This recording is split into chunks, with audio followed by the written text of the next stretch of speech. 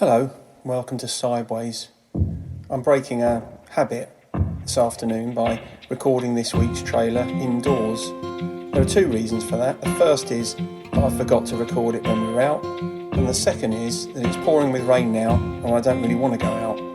So I'll just tell you that this week we're talking about darts, World Martin Day, avoiding bear attacks, and we ask the question, should apples go in the fridge?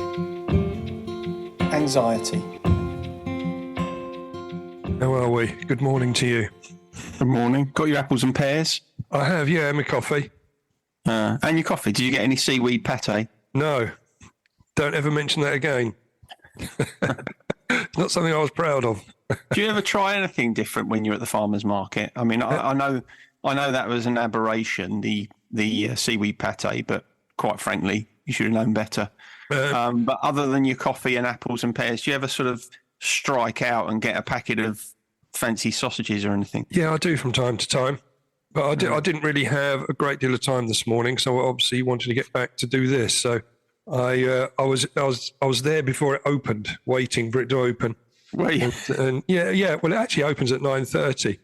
But you can like those people who you see waiting outside Aldi in the morning. Yeah. Well, right. Yes.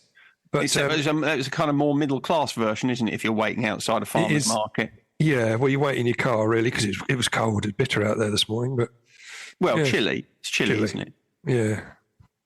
Yeah. I put the heating on for an hour just to test that it still works. You should do that, shouldn't you? Every autumn. Yeah, you should do really because you don't want to get to the depths of winter when you really need it and it's not available to you. Exactly.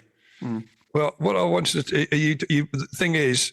You would have induced a bit of anxiety, wouldn't you, at that point, if you hadn't have tested it come the depths of winter, which is quite coincidentally what I wanted to talk about this morning. So very good. You offered me up quite a nice segue there, an opportunity to put a segue in. It was a tap-in, wasn't it, that one? It was a tap-in, but you crossed it nicely, and then it went. But it's been on the list for some time. Yeah, I was really surprised that we hadn't covered anxiety. Maybe we haven't covered it because it's such a vast subject. Well, that's the thing, and I've tried to sort of précis it down as much as I can, but I know that it's. I'm sure you deal with it probably pretty much on a daily basis, don't you, in your line of work? So, yeah, I'd say that probably isn't an exaggeration. No, so I'm anticipating some very good input from yourself on this. Oh, now I'm feeling a bit anxious. Well, I've induced a bit of anxiety in you, but. Well, I've got some notes, so great. I know where we're going on it. Good. But before we start, last week's episode was actually number 180. Was it like the maximum on a dartboard?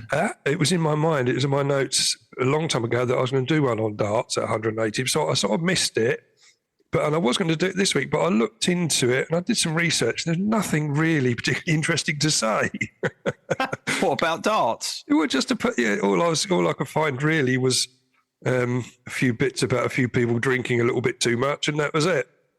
Well, I mean, it's kind of synonymous with darts, isn't it? Heavy drinking, I think. Yeah. Isn't it?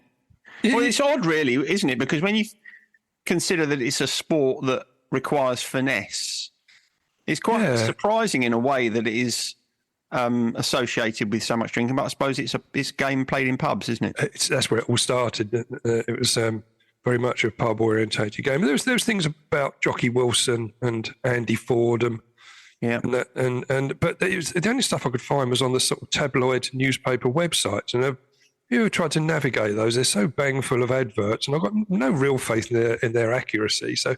No, I sort of gave up. I may return to it at some point, but I don't think I will. And the crafty Cockney. Yeah, he wasn't. But again, there was one guy on there. On the research I was looking at, there's one guy, some German guy who's very, very lowly ranked. But he reckoned that 70% of darts players were alcoholics. Now, I think he's probably using the term quite loosely there. He probably had a few drinks, but so there's nothing really I could get my teeth into. So. I've let that one go. I expect there is quite a high incidence of alcohol dependency amongst the dart playing community. I don't suspect it's any greater than it is in normal society, to be honest. It might be a little bit. No, maybe not. I often feel like I'd like a dartboard. Do you ever think I wish I had a dartboard? I used to love playing darts. Well, exactly. You want one of those. You want one of those magnetic ones like kids have, so you don't put holes in your wall. When I was growing up, did you have many friends that had a dartboard? The only friend I had that had a dartboard was Jeff Files. Yeah, no, I didn't really. No, because I think everyone's mum said you can't put that dartboard up there. You had to. I think we did have one as kids, but it was out. We left it outside because we had to put it on the shed door where it didn't really matter. I left it outside overnight on one occasion, and it turned to mush. It was hanging off the door. Oh, well, you had one of those the cardboard ones. Yeah. You see, Jeff Files had a proper bristle board in a sort of proper housing, whatever it's called. What would you call it? A mount or whatever. Yeah. And so it was good fun to go around there and play darts. The only problem was if you went to Jeff Files' house, he always gives you a really painful Chinese burn. Did he? It swings and roundabouts. Yeah, but no pain, no gain, mate. Your darts got better, but your arms got bruiseder. That's a word I can use. Bruised's quite a good word. Yeah. But so I put that to one side. But just going back to last week's episode. Yeah. We mentioned sheep on drugs. We did, yeah. We did. And I was not reminded, but I was informed yesterday by Aaron, one of our listeners, that there's actually a band called Sheep on Drugs, and he rather likes them. Really? Yeah. Yeah, I can imagine that their music is probably not the sort of thing I'd want to listen to. Well, I did look them up. I haven't listened to any yet, but I will, and I'll put perhaps a track on the our Spotify playlist. Right, you do that because I almost certainly won't listen to it. You won't listen to it. Well, their genre, when you look them up, is they come under techno-industrial. Now, I don't know what that means particularly, but... Well, I don't really know what it means, but I can imagine what it means, and I'm not in favour of either of those two halves of the equation, to be honest. Yeah, so anyway, I thought I'd mention that. So there's a bit of input from last week's episode. But I did notice this week, what we used to do on this day in history, or days of the year, or or whatever it was, yes. October the 12th, so we just gone past that, it was National Martin Day. Was it? Yeah, it was. So when you're supposed to honour those people called Martin. So I didn't really notice any of that coming my way from you. Oh, I missed it. I mean, usually I would observe National Martin Day, but I missed it this year. There's a lot of other things going on. Not really quite sure how you'd want to be. How would you want to be marked? I'm not quite sure. Certainly not with a Chinese burn. No, I was going to say Jeff Files would mark you all right. But no. I've got to my advanced years and never knew there was a National Martin Day. But I'm certainly going to celebrate it from here on in. How are you going to celebrate it? I don't know, because in the past I'd have gone out and thought that was a great excuse to go out on the lash. Exactly. Well, perhaps make yourself a little cake or something. Well, I don't know about make one. Perhaps buy from a design bakery. I imagine there must be a National Graham Day as well. I haven't looked that up, but I doubt it. Well, it's a little bit selfish that you haven't looked it up, to be honest. Well, there's important Martins about, like Luther King, for example, and Scorsese. Well, there are important Grahams around. Are there? Oh, Graham Souness. Martin Peters. Martin Freeman. Graham Hill. Martin Sheen. Yeah, I think we're going to be losing the listeners now. Martin Kemp. Yeah, stop it now. Well, it was also, as I told you yesterday was World Migratory Bird Day. You did, yes. Yeah. And again, I'm not really sure what one's supposed to do on a day like that, because if it's World Migratory Bird Day, I mean, you can't really see the birds, can you? Because presumably they've all migrated. Did you just think about the birds that have migrated? Well, migrated doesn't that mean coming to your country rather than emigrating?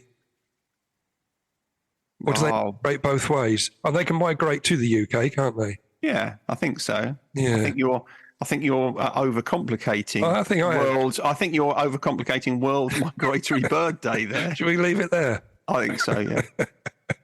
Should we? We'll have a look at the subject matter then, shall we? Why don't we? Anxiety, yeah. One of the things that's quite interesting about anxiety, I think, unlike quite a lot of other mental health issues or issues that people have with their mental health, is that everybody experiences anxiety.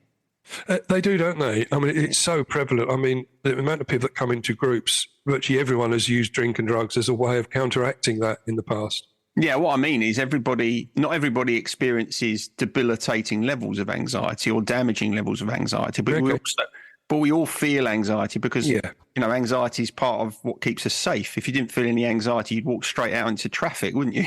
It would be, that sort of cautiousness about, hang on, I better keep myself safe is anxiety. So I suppose I don't know if it's unique, but that's one of the things that kind of perhaps sets it apart, that we're all to some extent familiar with what anxiety is. Yeah, I think, yes, it can range from sort of mild kind of to severe. And I suppose if you're trying to say what is anxiety, what would you say for that? Is it just this feeling of dread or unease, or? Yeah, it is a feeling of dread and unease. Yeah. It's an absence of certainty, isn't it, anxiety? Because anxiety only lives in the future. It does, and I think it's a good phrase. That I do like that phrase. And it's because we all suffer from it, as you say. It only becomes a problem, doesn't it, when it starts to harm our daily, or interferes with our daily life or relationships, or. Yeah, I mean, normal anxiety. I suppose if you wanted to make a distinction between, say, normal anxiety and an anxiety disorder, for example, then normal anxiety is specific. There's something specific that you feel anxious about. It's time limited, so you're anxious about it until that thing is over. So making a speech, for example. It's also proportionate. So you might feel anxious. So if you're standing up making a speech or you've got to do a presentation, normal anxiety is that sort of feeling of natural trepidation you have about standing up in front of people and talking. And it's kind of realistic. It's got its roots in, well, I might forget what I'm going to say and that'd be a little bit embarrassing, right? Right. Okay. So all of those things make, as I was saying before, everybody experiences anxiety, and that's kind of normal anxiety. Where you're into some sort of anxiety disorder, like generalized anxiety disorder or any of the others, I don't know, you might be referencing some of them. It's non-specific. It doesn't necessarily have to be allied to anything. You just have this feeling of anxiety all the time. It is endless. It isn't proportionate. You can't control it. Whatever you do, doesn't seem possible to control it. It prompts you to kind of try and avoid the things that trigger your anxiety. And it imbalances the difference between thinking about what is likely versus what is possible. Maybe we're going to come and talk about some of these things. Well, yes, I am. But I was hoping to sort of let you run free. You could play in a sort of a free role. Number 10. You could play the number 10. You could throw the ball all over the pitch. Yeah. Well, in a way that I couldn't when I actually played football. You mean? Well, exactly. Yeah. But looking at the common symptoms, and there's a whole list of them, but the ones that we come across mostly in groups were things like worrying about the past or future, or thinking that something bad is going to happen, impending doom, if you like. Mm-hmm. That seems to come up a lot. And physical traits seem to be things like your heartbeat getting stronger or fast or irregular. Sweaty palms. Yeah, and feeling sick. Yeah, shortness of breath. Mm-hmm. That seems to come up a lot. And I remember when I used to get sort of panic attacks or anxiety, I should say, it used to be shortness of breath. It used to come up a lot.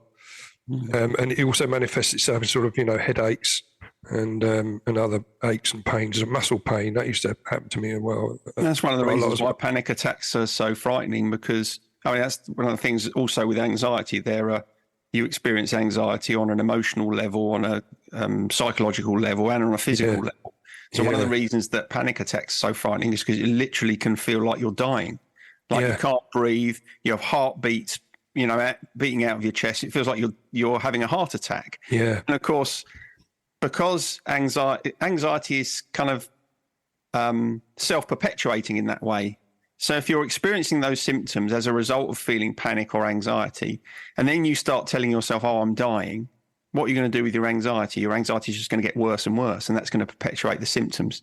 That's one of the reasons why, that cycle of anxiety is so debilitating, because it releases all that adrenaline that usually if you were under threat, you would use to fight or flight. But there's no job for the adrenaline to do. So the adrenaline goes back into your thoughts. It makes your thoughts even worse.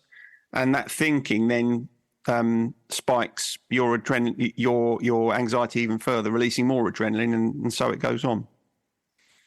So if you've got someone coming to see you, for example, and you're looking at the causes of anxiety, say he's one of an anxious person that tends to be anxious all the time, or suffers from anxiety as a disorder almost. Would you say that that's rooted in things that in the past, like your environment or your upbringing, or your temperament? Is it something like that can start this off, or is it inbred into you, sort of thing? It can be all sorts of things, and I think part if you're working with someone who struggles with anxiety, that's part of the work to kind of understand, well, where is this coming from? What is it that triggers it? What could have set it off in the first place? There's a kind of distinction between trait anxiety and state anxiety. So state anxiety is anxiety about a particular situation, which will put you in the anxious state. But when we talk about trait anxiety, we're talking about someone who has anxiety. It's almost like it's a part of their personality. I just feel anxious all the time. Mm. And so if you feel anxious all the time, it can be quite difficult to uncover the reasons why you feel anxiety. But it can certainly come from, this won't surprise you, your developmental years. Okay, it doesn't surprise me at all. Yeah, because it just depends on, what your anxiety is saying to you. Some people feel a sense of anxiety all the time that emanates from a fundamental feeling of just not being enough. Yeah. So it's easy to understand how not feeling as if you're enough would create a feeling of anxiety in you. And then, part of the work is, well, I wonder why have you started feeling like that? What has happened in your life? What have you gone through? What experiences have you had that might have led you to feeling like that? And so that's where you have to kind of think about the stage of life that someone's at, what they've been through in their life, where they've come from, all sorts of things. So it's so context dependent in that regard. Yeah, and that all makes perfect sense. And there's a thought process about, or there's been discussions about in the past about addiction, for example, being almost 100% based in trauma, or everyone that goes into recovery can look back and see they've suffered some sort of trauma in the past. Mm-hmm. Would you say that is similar with anxiety? Is it rooted in trauma? I suppose, quite often it will be if you consider trauma in its broadest sense. Yeah. If you consider trauma as something dysfunctional happening in your life, it could be some specific incident, but it could be a situation that goes on, almost interminably. So yes, if you consider that as trauma, then I think quite often some sort of trauma might be at the root of ongoing anxiety, but it can also be brain function. People with autism quite often experience a lot of anxiety because of the way that their brain functions to make sense of the world. The world fundamentally is built for people who are neurotypical. So if you are neurodiverse, you're likely to experience more anxiety because it's easier to feel as if you don't really fit. So that, you wouldn't necessarily say that was a trauma. You might say, well, that is more about who you are and the environment that you're existing in. And that, that can happen in all sorts of different situations. But if you're starting to try and dig in, from day one, as it were, or starting the ball rolling, the process rolling, would you say that's a really long process? It can be. I mean, I suppose the thing is, it can be easy sometimes to spot something or to identify something that has happened in somebody's life that appears to look like the trigger for their anxiety. But sometimes it can fool you because you also need to investigate, well, did you feel anxious before that? Because quite often people say, oh, this happened. You think, oh, well, there it is. But then when you talk about things with them a little bit further, you'll find, oh, actually, they were showing signs of anxiety prior to that. So sometimes it can be that someone has a kind of preponderance towards anxiety for whatever reason. And so then when this thing happens, it's like, oh, now the lid's popped off. Okay, now it's really kind of taken me to a new level. And I think that's one of the reasons why kind of working with anxiety, whilst it is very, very common, can sometimes be quite complicated, because there can be lots of things that have built up over a long period of time that might go towards whatever the presenting issues that you're seeing in front of you.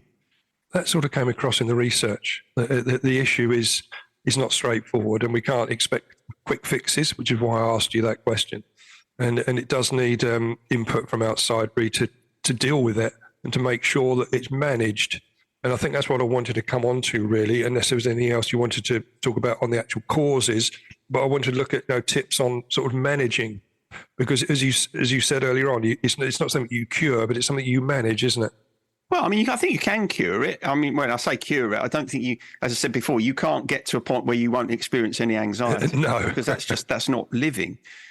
But I think you can get to a point, in many cases, where anxiety ceases to be a debilitating factor in someone's life. I think the other thing, and maybe you're going to talk about this, but the other thing that's quite important is if you've experienced anxiety, you struggle with anxiety for a long period of time, sometimes for a lot of people it can feel impossible to reach a point where anxiety isn't debilitating. And that, of course, will be part of what stops you from getting there. Right. So having a belief that you can live a life without constantly being nagged by your anxiety is part of the route to getting there. So there have been many times when I've worked with people with anxiety, and they'll start to kind of climb out of their anxiety. It'll start to feel as if it's less oppressive to them. And then what they'll do is they'll doubt themselves, they'll question it, they'll go looking for their anxiety. They think, oh, that's odd, where's my anxiety? And of course, as soon as you do that, your anxiety comes, because whilst it feels, anybody listening to this that experiences anxiety or debilitating anxiety feels as if it's something that falls upon you from outside. But of course, it isn't. It comes from inside. So even when you start to recover, as soon as you start to think about, well, where's my anxiety today? Bang, there it is. Yeah. Because thinking about it is the very thing that will trigger it. And then you'll be back into that, oh, I knew I hadn't got rid of it. And so that kind of pulls you back down into that painful, dark place again. So that's one of the challenges, getting people to a place where they feel as if anxiety is not playing the significant role in their life that it had been. So the longer that that it goes unaddressed, and it becomes more and more ingrained in you, then the work to move out of that is going to be longer. Yeah, it's likely to be, because it becomes part of how you see yourself. Yeah. If you are someone who's struggled with anxiety for a long time, what would it be like not to experience these levels of anxiety? Their first response is almost always, that would be lovely. But then when you talk about it a little bit more, you recognize they don't know who that person is quite often. We've talked about this in the same way with addiction. If you've been an addict for 10, 20 years and you say to a recovering addict or an active addict, what would it be like to be sober? They might say it would be lovely, but then when you ask them who that person is, they don't know. And getting to a version of yourself that you're not familiar with is scary. Very tough. So as painful as anxiety is, as we've said with so many other situations, particularly addiction, you know what it's like. And you kind of learn to live with that discomfort. And sometimes, sometimes there'll be something in you that is reticent to let go of it. No, I understand. I do it now and totally relate to that. And it's when doing the research, it went off into all sorts of different areas, and we could be sitting here for hours discussing causes and the symptoms, etc. But I just want to have a look really on sort of managing anxiety. What tips you give to people? Because I've got again on the research, I've got a few written down, but I'm sure that it's only the tip of the iceberg. But if I can just perhaps go through these and you can add in on them, that'd be good. Are you happy with that? Super. The first one is talking about shifting your focus. And I know we talk about this a lot with mindfulness and meditation and that sort of thing. And they mentioned also breathing exercises and relaxation to try and to calm the anxiety and reduce the tension. Would that be one of your go-to sort of ideas? Yeah, definitely. Not to confuse shifting the focus with trying to push the anxiety away. Okay. Because pushing anxiety away doesn't work. No, quite. Quite often people, when they feel anxious, will use their logical brain to try and tell themselves, oh, there's nothing to be frightened of. But it doesn't work because your emotional brain is much more powerful. But the benefit of focusing on other things, I always think of it as widening your perspective. Okay, yeah. At the moment you're focusing on this thing or this, if you know what it is, this thing that's making you feel anxious. Recognize that the world is much broader than that. Your life is broader than that. It's not just that. I think that's one of the things that can help. And certainly, mindfulness and meditation, if you're into that sort of thing, can be very helpful because it does just that. It allows you to experience your thoughts without pushing them away, but also gives you the opportunity to think more broadly. With meditation and that's mindfulness, that sort of focuses you more on the present anyway, doesn't it? And so it can potentially reduce anxiety because you're not thinking about the past or thinking about the future. It's right here and now.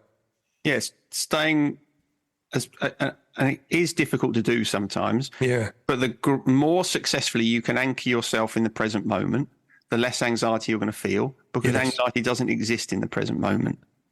If you're anxious about anything now, or I'm anxious about something, it's not what's happening now, because whatever it is that's happening now, we're dealing with it.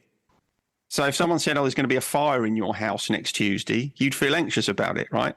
Yeah. If you were in the midst of your house when there was a fire, you wouldn't have time to be anxious. You'd have to deal with it, or you'd be getting on with it. And so you're right. The more you can keep yourself in the present moment, which of course is, part of the benefit of mindfulness, the less anxiety you'll feel, because right now everything's all right. Well, I'm quite anxious at the moment, making sure we do this subject justice. but that is an anxiety about the future. It is, yeah. You're worried about doing the subject justice, and you can't. There's no point you being worried about what's gone because it's happened, hasn't it? Yeah. So you're worried about, where are we going with this? Where's this conversation going? Yeah. What else do I want to say? All of that. It might be in the immediate future, but it is in the future. It is, but I know you can edit it out as well, so it reduces anxiety. Anyway, some of the other ideas was understanding your anxiety, which I think we've already touched on, but they looked at, keeping a diary. Journaling's really good for anxiety. It is, isn't it? Yeah, it seems like we discuss it a lot for a lot of mental health issues, but anxiety seemed to come up quite a lot. Yeah, the reason journaling is good for anxiety is because if you just use it as a way of dumping your thoughts, writing whatever's in your head, whatever, even if it doesn't make any sense, or you think, I sound foolish, this is just between you and your journal. And It can be a really effective way of emptying your thoughts, your anxious thoughts, to the extent that you don't feel as if, they're weighing so heavily on you. That, again, makes great sense. But the next point was about facing your fears gradually. Now, I think we've talked about facing your fears and that in the past. It's not quite as straightforward as that, is it? It's not that the therapy just exposing yourself to the things that make you anxious. Not necessarily going to make it go away, is it? No, it isn't. But there's a more than a grain of truth in that.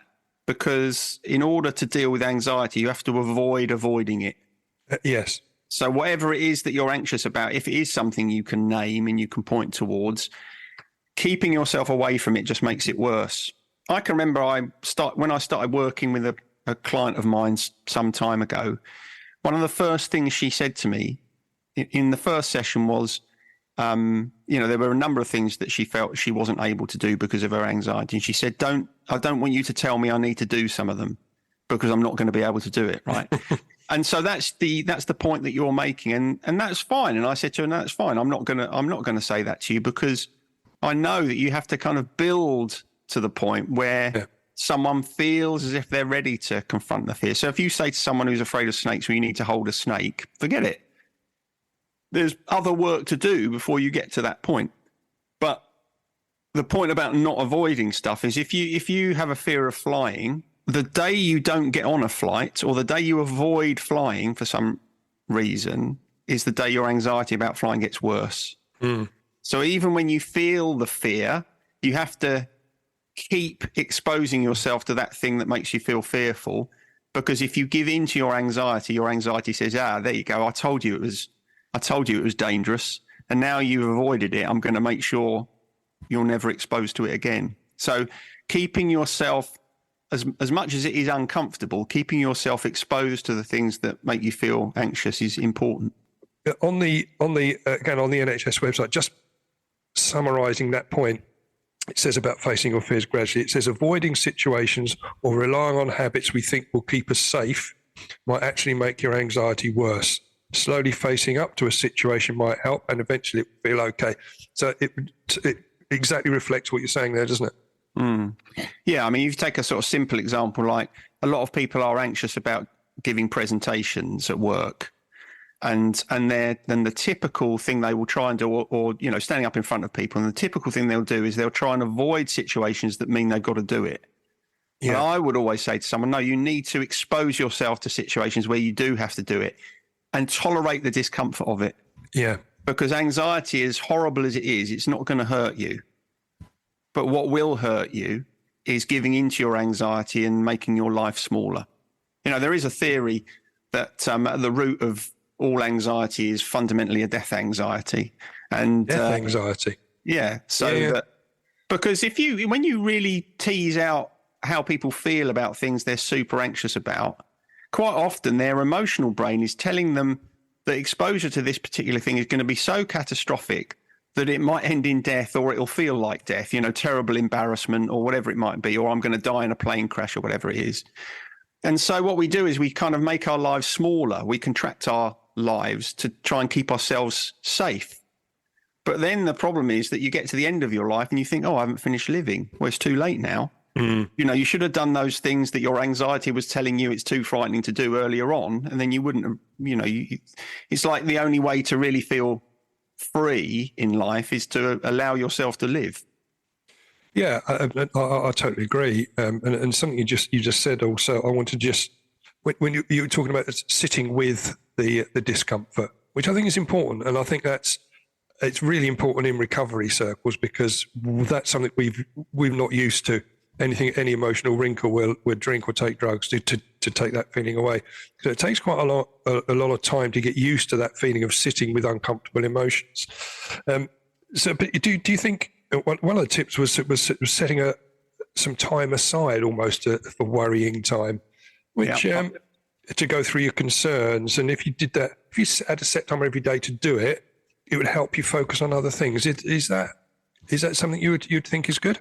Yeah, I quite like that one. I call it worrying on your own terms. Oh, okay. Yeah. So, if you feel as if you're being hijacked by anxiety all the time, then yes, saying to yourself, right, I'm going to spend the next 15 minutes or 20 minutes really thinking about this thing that I'm anxious about. Remember, these have to be situations where you can point out your anxiety. Some people have this amorphous, nebulous anxiety that they can't point towards. So we're not really talking about that.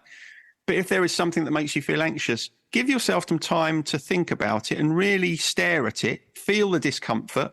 The benefit of that is that you probably won't be hijacked by it so much. So part of accepting the discomfort of anxiety is resisting the temptation to turn away from it. You have to turn towards anxiety, because, it's like anxiety becomes worse in the dark. If you heard a noise when you're in bed at night, you think, what's that? You're going to be more frightened not turning the light on than you are turning the light on and finding out what it is. Yeah. And it's the same with your anxious thoughts. Stare at them, look at them, think about, what is this that I'm worried about? What do I think is going to happen here? What is my imagined consequence? How bad do I think that's going to be? Is it really going to be that bad? What's the most likely thing that's going to happen? Those are kind of important questions to ask yourself when you're feeling anxious. So you're saying that taking time to sort of shine a light on it is a good idea. Definitely. So much with anxiety, so much about mitigating, managing anxiety is counterintuitive, because anxiety screams at you, turn away, avoid it. And it's the worst thing you can do. the best way to deal with anxiety is to turn into it, to think about it, to face it, to allow it to, bring its discomfort to you. It's the fastest way through it, but it is very uncomfortable. I think that's a good summing up of that. But I just the last point I had on here, and you may have others. We've already sort of touched upon, but it was looking at the bigger picture and trying to look about the problem or the situation from someone else's point of view. And this comes up in group quite a lot about what advice would you give to a friend? Why aren't you giving it to yourself? Or try and give it to yourself. Because you seem to be much kinder on other people than you are on yourself. And I think a lot of us are guilty of that, aren't we? Yeah. So that one, I think, is less about wider context. That one's more about self-compassion. Okay. I think that is really important, because one thing that I notice continually with people who struggle with anxiety is they tend to be very frustrated and angry with themselves. Okay. And part of the reason for that is because they can see the logic of or the lack of logic in their thoughts, and they get angry with themselves about, why can't I just sort this out? Why can't I just feel okay about it? That just makes anxiety worse. Because if you think about, what happens when a child is frightened and you get angry with them, it just makes the fear worse. Yeah. So one of the most effective ways in which you can soothe your anxiety is be kind to yourself, to say to yourself, yeah, I am anxious about this. I do feel anxious. I don't really know why, or I know why, and it's because of this, but it's okay. I'm going to get through it. And the best way for me to get through it is to support myself, be kind to myself, not to give myself a hard time. So that's a really, really important part of dealing with anxiety. Yeah.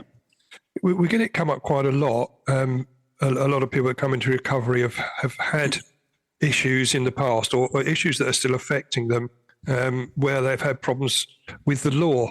So they've got themselves into a few scrapes, and they've got court cases coming up. Mm-hmm. And that induces great anxiety, as you can imagine, waiting for that court case to come, not knowing the outcome. And that is, again, it seems to be rooted in the uncertainty there, isn't it?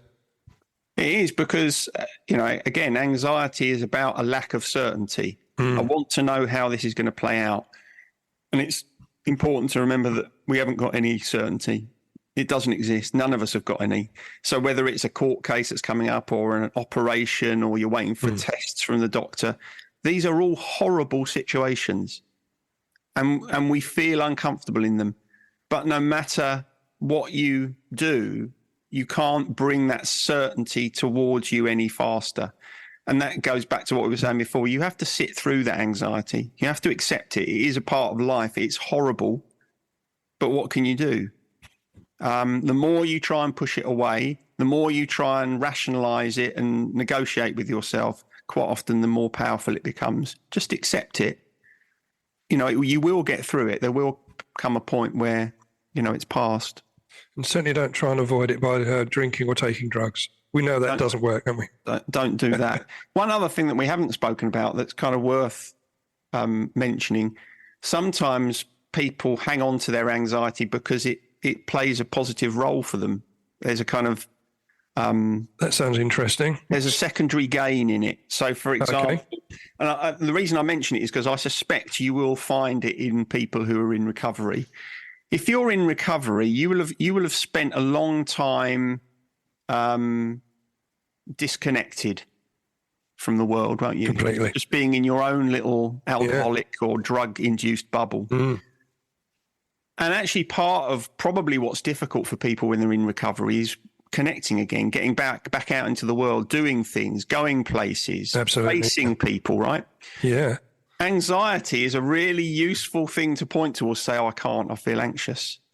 So anxiety has it's playing a positive role in our life. Oh, if you can point towards your anxiety and say, well, I would come, but I have this terrible anxiety, I can't come, right? It's easier than you saying, no, I'm choosing not to, or putting yourself in a position where you do have to reconnect.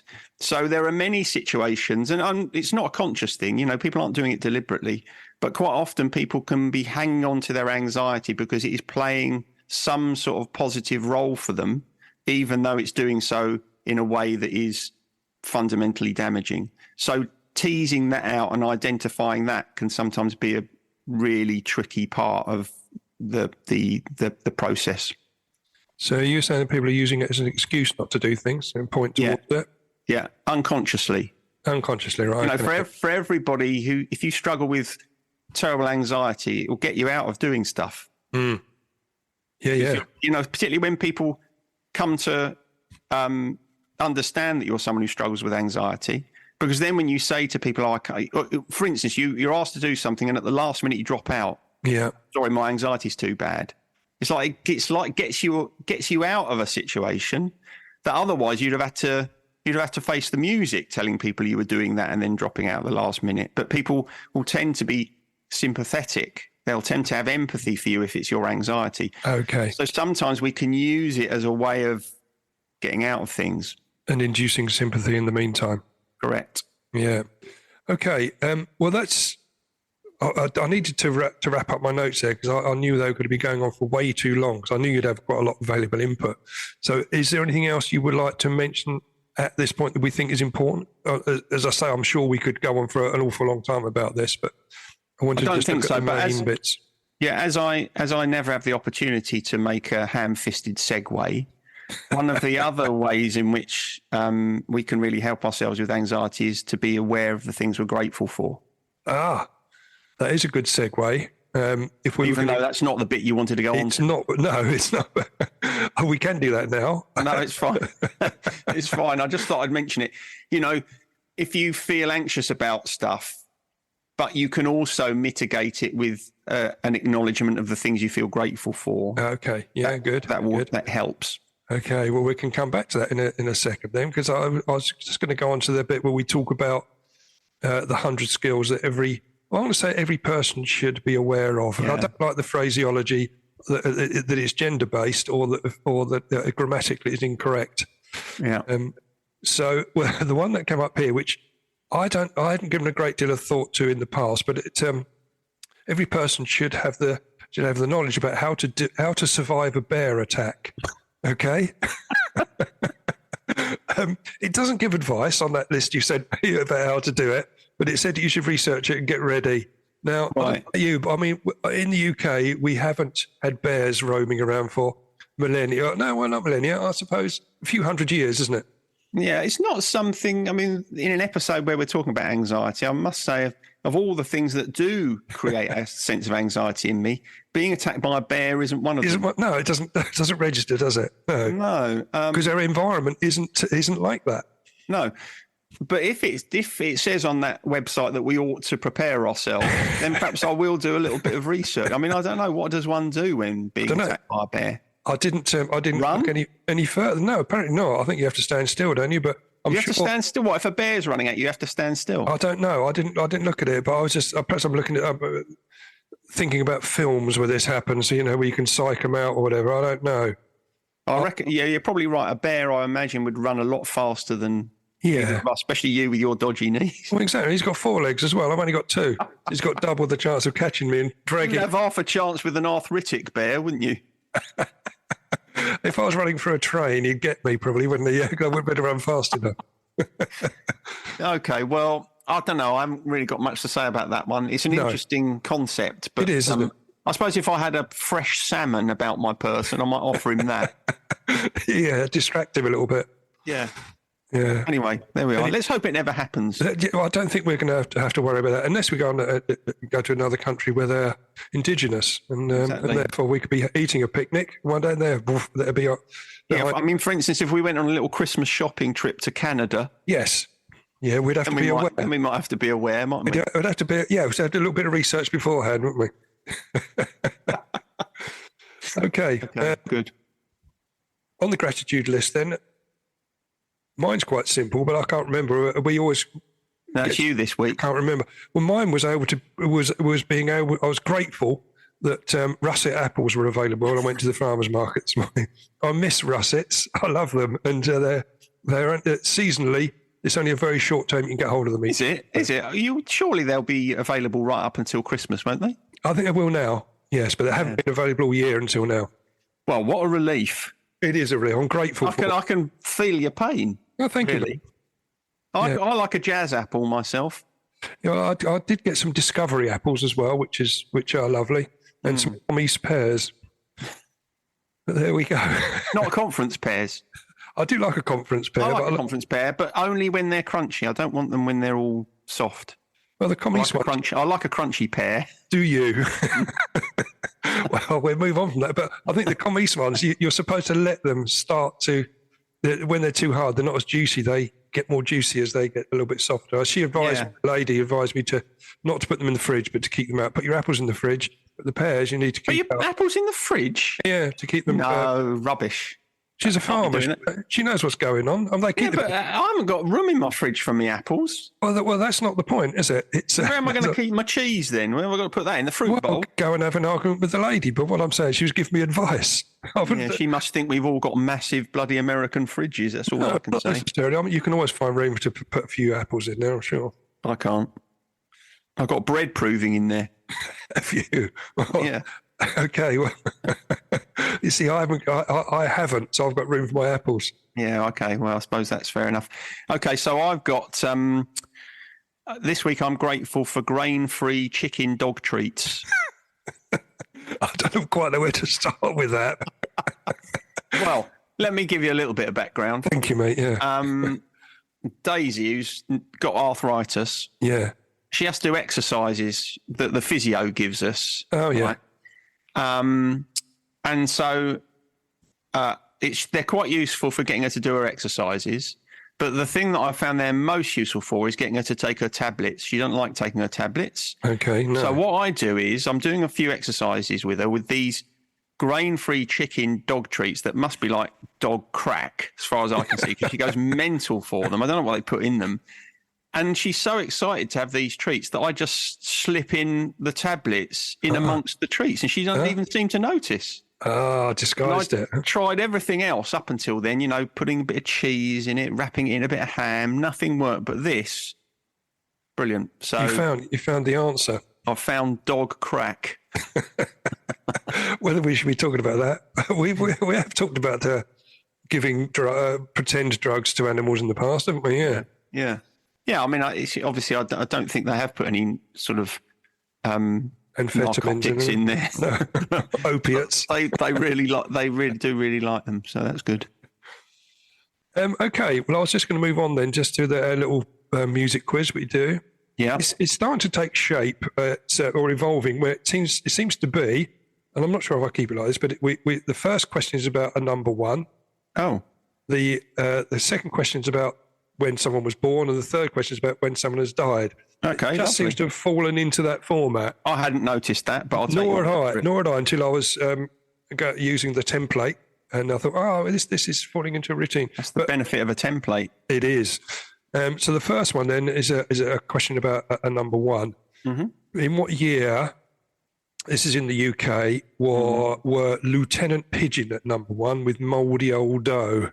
Mouldy Old Dough. I'm going to say, I'll tell you what the year that came into my head immediately. I don't know why, although I'm oscillating between two. I'm going to go 71. Oh, you get a point. It's 72. I was going to go 72. They were the two I was choosing between, 71, 72. So, yeah. Well, you were very close there, mate. Very close. Yeah, because what I actually meant was December 1971. So I was probably even closer. Well, I think you're just trying to squeeze yourself an extra point there. I'm going to have to be harsh. Okay, yeah, I'm happy with the point. Yeah, no, it's good. It is good because guessing years is really tricky. So to get anywhere near any of these is good. I can remember sitting watching it on Top of the Pops.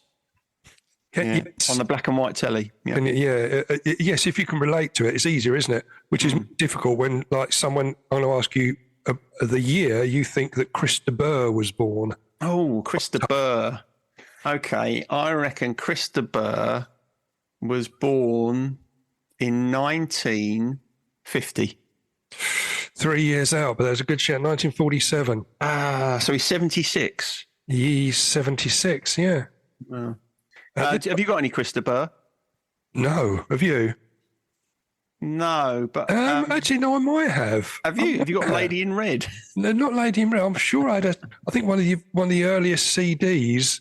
You know, when CDs first come out, they were quite fascinating because I think I even bought Brothers in Arms. I think the Dire Straits one because it was the first digitally mastered recording, and I think I might have even got a Chris de Burgh one. Wasn't there? Didn't he have an album called, was it Spanish Train and Other Stories or something? That was quite good, actually. There's a song on that called Patricia the Stripper. Oh, yeah, I remember that track. Yeah, but I think after Lady in Red, it all went a bit downhill, didn't it? Yeah, you can't. I mean, it's best to draw a discreet veil over that. I think it is. Yeah. Now, do you know what year we got onto the year of someone dying? Now, Bing Crosby died at the age of 74. Now, do you remember this? I mean, I don't really remember it. No, it's quite tough, but it's a good one if you can get close to it. So he was 74 when he died. He was 74 when he died. It gets a little bit confusing because I remember the video of him and David Bowie doing Little Drummer Boy together. He'd been dead for quite some time when that came out. 93. 1977. Oh my God! Really? Yes. Oh dear. I ought to have a point taken off for that. I don't know how I got that so wildly wrong.